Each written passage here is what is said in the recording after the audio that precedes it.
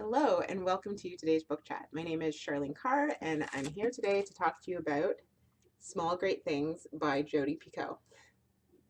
So this novel was one of those ones that I found it really hard to put down. I have a 3-year-old, so I pretty much only get to read in the evenings after she goes to sleep, and usually I'm working for a while or spending time with my husband, so it's 5 to 20 minutes. But this book I was heading to bed an hour and a half early so I could be there and read throughout the day. Anytime I had a free minute, or 4 or 5 or 15 if I was pushing it, I would pick up this book and start reading.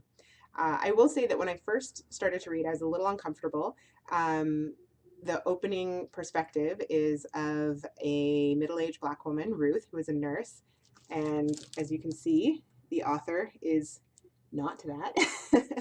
And not that I think that there's a problem with people writing outside of their race or ethnicity, um, but sometimes there is. And it really depends on how the author presents that. And I was made more uncomfortable when I realized very quickly into the beginning that this book was going to be largely about race and racial stereotypes and expectations and all that goes along with that. I typically don't read the description of a book if I know I'm interested in it, and so this was one of those, and I had no idea about what the book was going to be about. So I won't tell you a lot about it either. You can read the description on any major site if you want to know what it's about.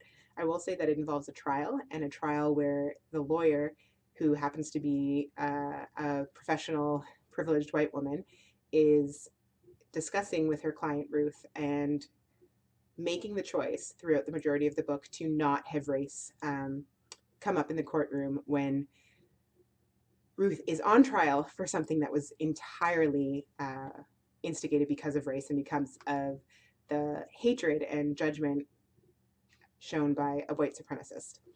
And so as I was reading, I kept on being just amazed and amazed at the research that Jodi Picoult must have gone into as she was writing this book. I don't believe that I've ever read a book that more accurately represented my personal experience as a light-skinned Black woman in the Western world. I've read books written by Black authors, and the experiences that I've read in there were very educational, but nothing has more accurately represented what I would view as my experiences and the struggles that I have as a light-skinned Black woman who happens to be operating in a primarily white environment.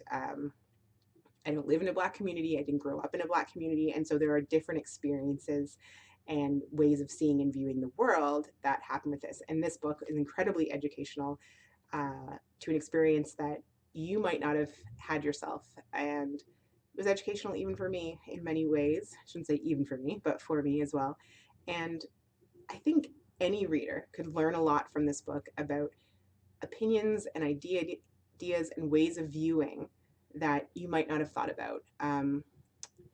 What racism really is and the different ways that it shows up, even when people don't have any conscious negative or hate-filled views, but just the whole, I guess, environment that surrounds and the systemic systems that have been in place in the world. I'm going on and on. Let me just say, if you like Jodi Picoult, or if you like women's fiction, or if you like a trial book and you want to learn and you want to grow and expand your horizons, pick up this book, Small Great Things by Jodi Picoult.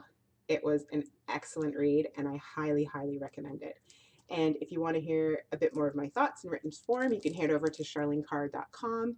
You can also sign up for my newsletter and download a free copy of, at the moment it's my novella, but things change. So depending on when you view this, it may be something else. Yeah, and if you read the book, if you have already read the book, leave a comment, let me know what you think. And thanks so much for tuning in.